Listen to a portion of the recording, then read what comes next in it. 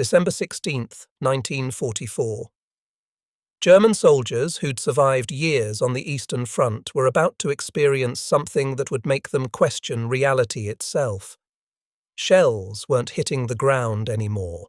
They were exploding in mid-air, right above their heads, taking them out in foxholes where they should have been completely safe. Veterans who knew every trick in the book suddenly had zero defense. Here's the thing. This wasn't some random lucky shot. This was America's billion-dollar secret, and one colonel's risky call was about to rewrite the rules of warfare forever. Now, before we dive in, quick thing. This weapon was so advanced that when Germany captured thousands of them, their engineers literally couldn't figure it out. Wild, right? If you're into this kind of stuff, hit subscribe and smash that notification bell. Trust me, you don't want to miss where this goes. Like the video if you're already hooked. So let's talk about Colonel Oskar Axelson. December 16th, 1944, early morning hours at Monschau, Germany.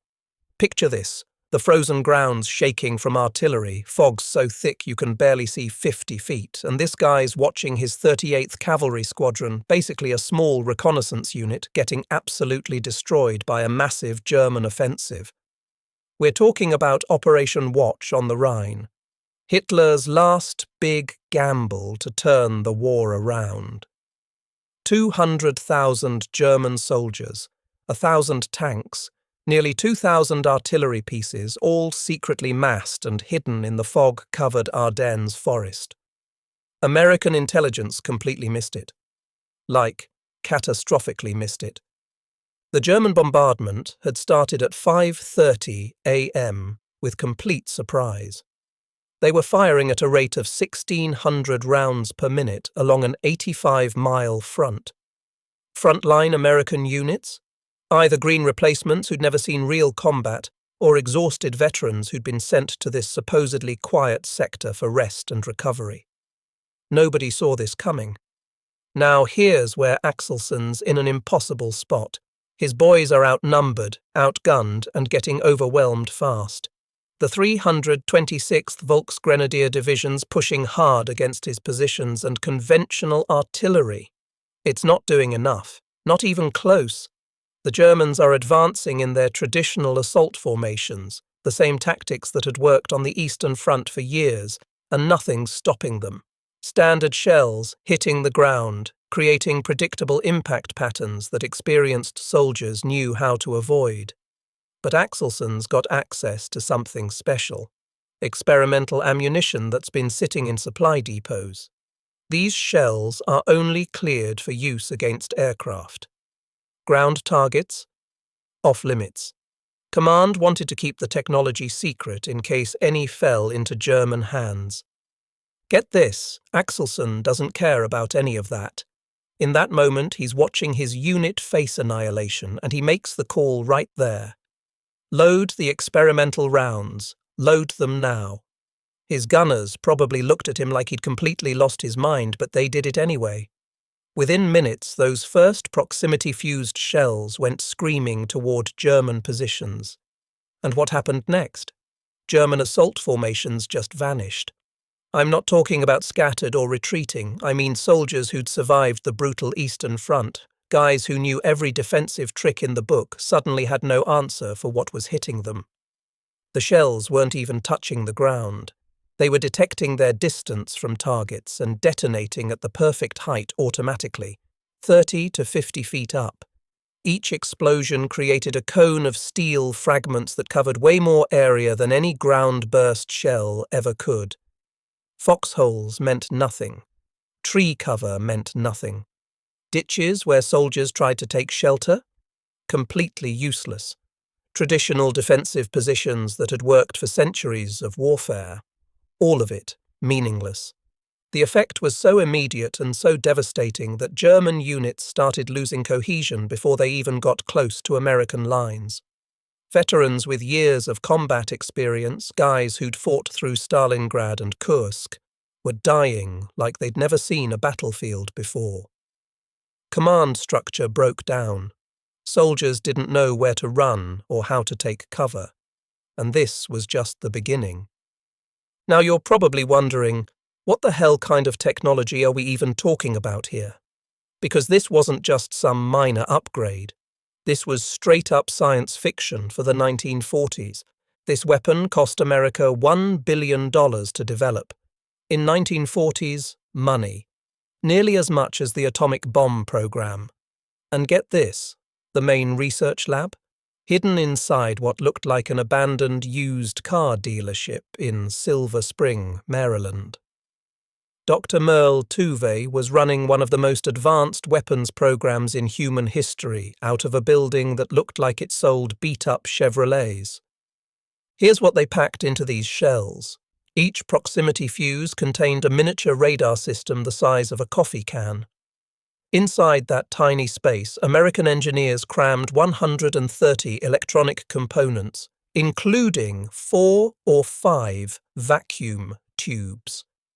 Now, vacuum tubes back then were fragile things from living room radios, but these engineers completely redesigned them to survive being fired from a cannon. Think about what happens when you fire an artillery shell. The acceleration hits 20,000 times Earth's gravity. That's enough force to crush almost anything into dust. These delicate vacuum tubes had to survive that and keep working while spinning at extreme speeds, functioning in freezing cold and scorching heat. And here's the kicker. They had to detect targets without blowing up too early. The solution was genius. Inside each fuse, there's a tiny glass ampule filled with electrolyte. The moment the shell fires, that massive acceleration crushes the glass and boom, instant battery that powers the radar for the entire flight. Dr. James Van Allen, the same guy who later discovered Earth's radiation belts, designed vacuum tubes no bigger than pencil erasers that could do everything conventional tubes did. By December 1944, American factories were pumping out 40,000 of these things daily. Crossley Corporation stopped making refrigerators. Emerson Radio ditched home electronics. RCA, General Electric, Sylvania, all converted to this program. The workforce was mostly women working 12-hour shifts, 6 days a week, and they couldn't tell their families what they were building. The quality control was ruthless. Each component got individual testing, solder joints inspected under magnification, random samples actually fired from test guns, and somehow they drove the cost down from $732 per fuse in 1942 to just $18 by December 1944. Here's how they worked. Each fuse had a tiny radio transmitter constantly sending out waves that bounce off whatever's below. As the shell gets closer, those reflected signals get stronger. When the signal hits the right intensity for optimal burst height, it triggers detonation. All in fractions of a second while spinning through the air at hundreds of miles per hour. For standard 105mm shells, 30 feet up was the sweet spot. Bigger 155mm guns, 50 feet. The lethal fragment area increased by a factor of 50 compared to regular shells. Testing showed these things were 5 to 10 times more deadly than conventional ammunition. And the Germans? They had no idea any of this was even possible. So while Axelson's call at Monshaw was proving these things worked, word spread fast through the command chain. By December 19th, all restrictions got lifted. Proximity fuses were cleared for general ground combat use across the entire battlefield. And the timing couldn't have been better because Bastogne was about to become one hell of a test case. The 101st Airborne Division found themselves completely surrounded at this vital crossroads town. Outnumbered, running low on supplies, and facing repeated German assaults from elite panzer divisions. But here's the thing.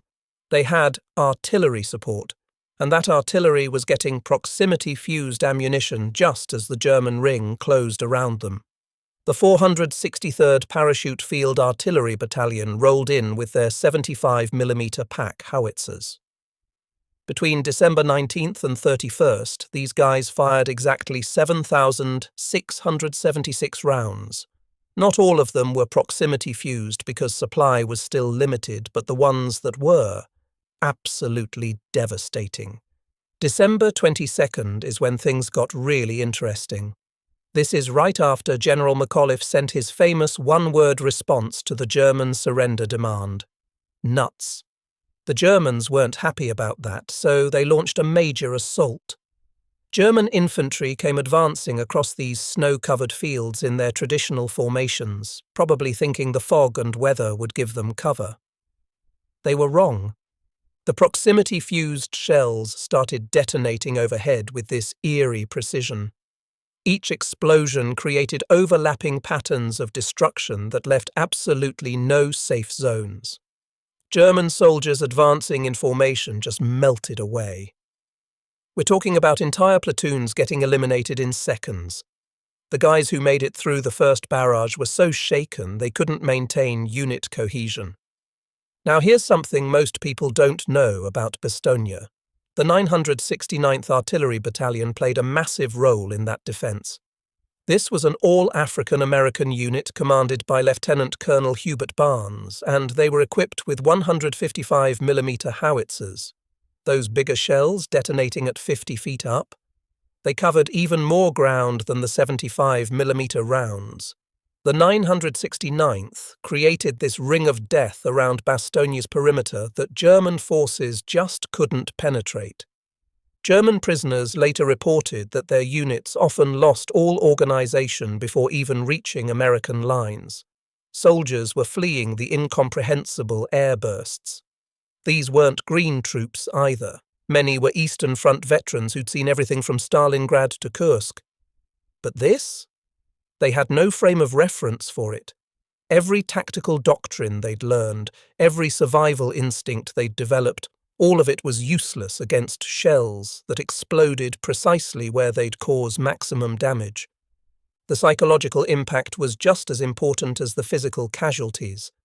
German commanders couldn't rally their troops for effective attacks. You can't order men to advance when they've watched their entire company disappear under air bursts that seem to have eyes. The weapon didn't just break German attacks, it broke German morale. Now let me tell you about something General Patton personally witnessed, because this moment really drove home just how game-changing these fuses were. December 25th to 26th, near the Sauer River, close to Echternach. Patton's Third Army was driving north to break through and relieve Bastogne, and they caught a German battalion trying to cross this partially frozen river. The Germans thought they had it figured out. It's nighttime, heavy fog rolling in, visibility basically zero. Traditional artillery would need forward observers carefully adjusting fire, calling in corrections, the whole process taking precious minutes. That would have given the Germans time to either complete their crossing or scatter and find cover. But proximity fuses, they don't need any of that. Patton's artillery opened up, and what happened next stuck with him for the rest of his life. He wrote about it in his memoir later, the shells bursting in the air above the German battalion, the river behind them cutting off retreat, American fire in front and above. When the bombardment stopped, they did an actual body count. 702 German soldiers. An entire battalion essentially ceased to exist in minutes. That number, 702, is one of the few precisely counted casualty figures from proximity fuse use, and it spread through German units in the sector like wildfire. Suddenly soldiers were refusing orders to conduct river crossings. Can't really blame them, can you? But here's where things got even worse for the Germans. The dense Ardennes forests that they'd been counting on for concealment, those became absolute death traps. In open terrain, a proximity fuse detonating at 30 to 50 feet up was already deadly enough. But in the forests, the effects multiplied like crazy. Listen to this. When these shells exploded above the forest canopy, they didn't just send metal fragments flying. They shattered tree branches into thousands of additional projectiles. We're talking about wooden splinters, some as long as a man's arm, travelling at hundreds of feet per second.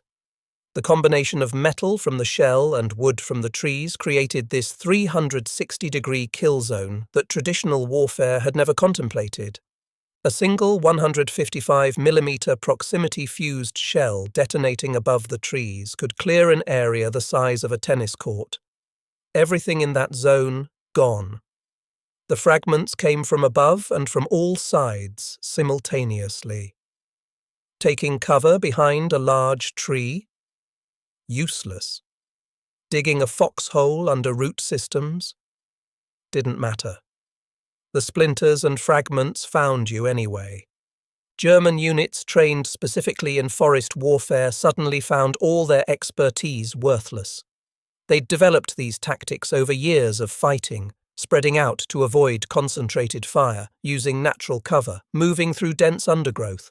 None of it worked anymore. Spreading out made you vulnerable to the wide area effects. Bunching together for mutual support meant entire squads could be wiped out by a single shell. There was literally no correct tactical response. Veterans who'd survived years of combat in forests from Russia to France were dying faster than green recruits. The psychological toll was massive. Imagine being an experienced soldier who knows the woods, who's survived countless battles using forest tactics, and suddenly none of that knowledge matters. You can't see the shells coming, you can't predict where they'll hit, and when they do explode, the forest itself becomes the weapon killing you. American artillery units caught on to this multiplier effect fast. Forward observers started specifically targeting wooded areas where German units were trying to hide. The feedback was consistent. Proximity fuses in forests were even more effective than in open ground. Command posts hidden under tree cover got obliterated. Supply depots tucked into the woods disappeared. Troop concentrations that should have been safe were systematically destroyed. All right, so here's where this story takes the wildest turn. December 1944. German forces overrun an American ammunition depot and capture approximately 20,000 proximity-fused shells. 20,000. This should have been a massive intelligence breakthrough, right? Germany's technical experts could examine these things, reverse engineer them, develop countermeasures. Game over for the American advantage. Except that's not what happened. Not even close. German engineers got their hands on these fuses and started taking them apart. They're looking at the miniature vacuum tubes, the radar components, the intricate electronic systems packed into this tiny space. And their conclusion? Impossible. They literally declared it impossible. According to everything German engineers believed about electronics and ballistics in the 1940s, what they were looking at couldn't exist. They convinced themselves the Americans were using some kind of magnetic detection system, or that the visible vacuum tubes were decoys hiding the real mechanism. Some reports suggested they thought it was propaganda, that these were dummy components meant to confuse German intelligence. The idea that you could pack functional radar into an artillery shell that survives 20,000 times Earth's gravity. Their own research said it couldn't be done. Now here's the part that'll blow your mind. Germany actually led proximity fuse development before the war even started. I'm not joking. Rheinmetall Borsig and AEG Berlin had working prototypes by 1940. Their version used electrostatic technology, detecting changes in electrical capacitance rather than radar. And get this, in testing, their fuses showed 95% reliability. 95%. That's better than a lot of weapon systems we have today. So what happened? Why didn't Germany field these first? The program got terminated. There was a directive that cancelled all weapons projects requiring more than 6 months to reach production readiness. The proximity fuse program needed more time for mass production development, so it got axed. Resources went to projects with faster timelines. The irony is almost painful. German engineers couldn't believe the Americans had solved problems that Germany itself had given up on. They'd been so close, 3 to 4 months from production capability when the war ended, according to post-war statements. But by December 1944, when they're capturing thousands of American Fuzes, their own program had been dead for years. This wasn't about German engineering being inferior. Far from it. German scientists and engineers were world-class. But there was this institutional blindness. If we couldn't make it work in our timeline, how could they? The disconnect between what they'd abandoned and what they were now facing in combat created this psychological barrier. They couldn't accept that the Americans had leapfrogged them on technology Germany had pioneered, and so German forces kept getting hammered by these airburst shells, and their technical experts kept insisting the technology was impossible or that they were missing something. Intelligence reports from the front were screaming about devastating new ammunition causing massive casualties, but the response from the technical side was basically, "That can't be what you think it is." Meanwhile, American factories were cranking out 40,000 Fuzes per day, and German soldiers were dying under airbursts that their own country had invented and then threw away. Think about that. The weapon killing them by the thousands was based on German research, German prototypes, German innovation. They'd just stopped too soon. So by late December, proximity Fuzes were being deployed across the entire battlefield, and some encounters were just brutal. Let me tell you about Malmedy on December 21st, because this really shows how even elite soldiers couldn't handle this weapon. SS Colonel Otto Skorzeny's commandos were attempting to capture the town. These weren't regular troops. The guys who'd rescued Mussolini nearly captured Tito and infiltrated American lines wearing US uniforms. Hitler's hand-picked elite. They ran straight into devastating proximity-fused artillery fire. The shells exploded overhead with that same eerie precision that was becoming Germany's nightmare. For soldiers who'd succeeded in impossible missions, suddenly finding themselves completely helpless against American technology, the psychological impact was massive.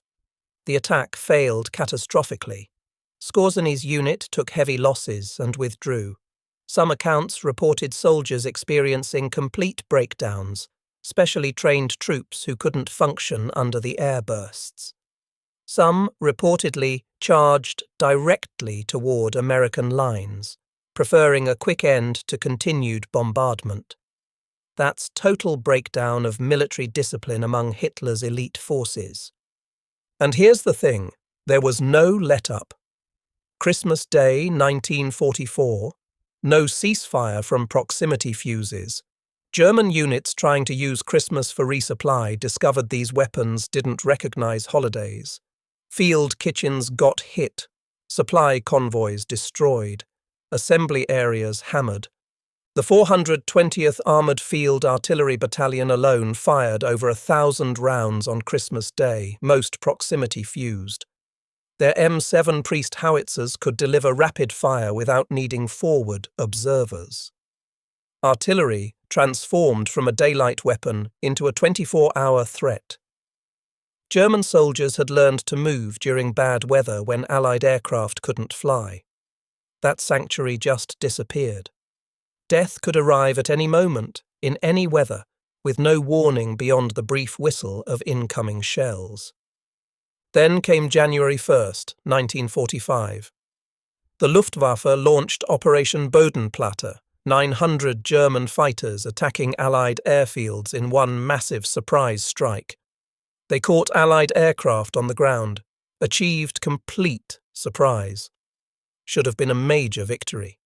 But those pilots had to fly home, and they met walls of proximity-fused anti-aircraft fire. Of 277 German aircraft lost that day, 172 fell to anti-aircraft guns using proximity Fuzes. German pilots trained to evade predictive fire suddenly found shells detonating precisely where they'd cause maximum damage. The Luftwaffe never recovered from that single day's losses. January 1st basically ended German air power as an effective force. And a huge chunk of those losses came from proximity Fuzes doing in the air what they'd been doing on the ground. So we've been talking about what these proximity Fuzes did on the battlefield, but let's talk about who actually made them. because the production story is just as incredible as the technology itself. By December 1944, American factories were pumping out one proximity fuse every 2 seconds. Think about that for a second. Every 2 seconds, another one of these incredibly complex devices rolled off an assembly line somewhere in America. The workforce doing this? Predominantly women working 12-hour shifts 6 days a week for months on end. And here's the thing, they had no idea what they were building. Security was so tight that the work was completely compartmentalized. You might be soldering components onto circuit boards, or assembling vacuum tubes, or inspecting glass ampules. But you didn't know what the final product was, or what it did. You just knew it was vital to the war effort, and you couldn't discuss it with anyone, not even your family. Over 100 companies had converted their entire production lines to this program. Crossley Corporation stopped making refrigerators. Emerson Radio abandoned home electronics. RCA, General Electric, Sylvania, they all retooled for fuse production. This was American industrial capacity operating at absolute peak efficiency. The quality control was insane. Each of those 130 components in every fuse got individually tested.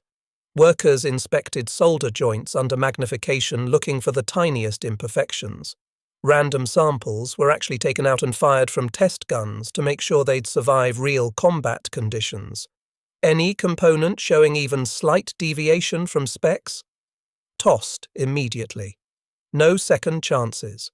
And somehow, while maintaining this ridiculous level of quality, they managed to drive costs down dramatically. In 1942, each fuse cost $732, more than most workers made in a year. By December 1944, mass production had brought that down to $18 per unit. Same quality, same reliability, but at a fraction of the cost. 22 million proximity fuses were produced during the entire war. 200,000 of those got deployed just during the Battle of the Bulge. That's 200,000 miniature radar systems, each one a technological marvel, being manufactured and shipped to the front lines in a matter of weeks. The techniques developed for this program ended up revolutionizing way more than just weapons production. The miniaturization methods they invented for squeezing radar into artillery shells, that became the foundation for modern electronics. The quality control procedures, industry standards that are still used today, the way they coordinated hundreds of suppliers and subcontractors, that pioneered modern supply chain management. Dr. James Van Allen, the guy who designed those pencil eraser-sized vacuum tubes, later applied the same miniaturization expertise to satellite instruments. That's how he discovered Earth's radiation belts, using tech he'd developed for proximity fuses. The radar principles evolved into systems we still use. The whole concept of autonomous sensors making split-second decisions became the foundation for every smart weapon that came after. This wasn't just about winning one battle. The industrial and technological infrastructure built to produce proximity fuses kicked off revolutions in electronics, manufacturing, and weapons development that are still playing out today. So the Battle of the Bulge officially ended January 25, 1945, with German forces in full retreat. Hitler's last big offensive had cost Germany roughly 100,000 casualties while achieving absolutely nothing. American losses totaled 75,000, including 19,000 killed. And the proximity fuse had proven itself not just as a weapon but as something that fundamentally changed how warfare works. Field Marshal Gerd von Rundstedt, one of Germany's top commanders, said it straight after the war. It wasn't American courage that broke the German attacks, though they fought well. It was artillery that seemed to have eyes. That's what it felt like from the German perspective. Shells that could see them, find them, hunt them down no matter where they tried to hide. General Eisenhower later calculated that if Germany had possessed proximity fuses during D-Day, the invasion might have been exceedingly difficult, maybe even impossible. Think about that.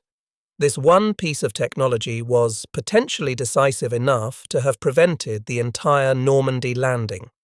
That's not just a tactical advantage, that's strategic game-changing capability. The numbers tell the story pretty clearly. 200,000 proximity-fused shells fired during the Bulge, accounting for an estimated 15 to 20,000 German casualties. That's up to 20% of total German losses from just this one weapon type. And remember, these shells were 5 to 10 times more effective than conventional ammunition. The math was brutal and undeniable. But here's what really matters. This technology didn't stop in 1945. Dr. James Van Allen took the miniaturization techniques he'd developed for those tiny vacuum tubes and applied them to satellite instruments. That's how he discovered Earth's radiation belts. The radar principles evolved into systems we use today in everything from air traffic control to weather forecasting. The supply chain coordination methods they developed to manage hundreds of suppliers. That became the foundation for modern manufacturing logistics. And then there's the weapons side. The proximity fuse was the first autonomous weapon system, the first weapon that could sense its environment and make its own decision about when to detonate. Every precision-guided munition we have today, every smart bomb, every missile that can find its own target, they all trace their ancestry back to those shells exploding over the Ardennes forests in December 1944. We're talking about cruise missiles, GPS-guided bombs, air-to-air missiles with their own radar seekers, anti-ship weapons that can identify targets. All of it started with the idea that you could pack sensors and decision-making capability into a projectile. The proximity fuse kicked off the entire smart weapons revolution that defines modern warfare. The German soldiers who faced these weapons experienced something unprecedented. They weren't just fighting another army, they were casualties of a technological revolution that was transforming warfare from an art into a science. Mathematical precision met human combat in those frozen forests, and warfare never went back.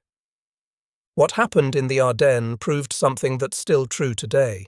The side with superior technology has a massive advantage, sometimes a decisive one.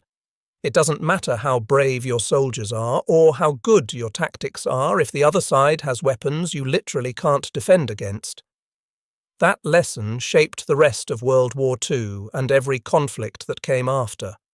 So yeah, Colonel Axelson's decision that morning in Monchaux to load those experimental shells, that moment marked the beginning of technological warfare as we know it.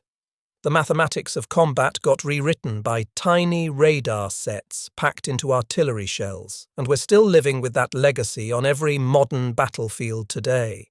So there you have it, the proximity fuse, a weapon so revolutionary that it rewrote the rules of warfare, and we're still feeling its impact 80 years later. From a billion-dollar secret hidden in a fake car dealership to the foundation of every smart weapon on modern battlefields. Wild story, right?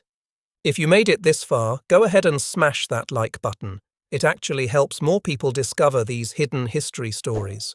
Subscribe if you want more content like this, because trust me, World War II is packed with insane technology and decisions that changed everything.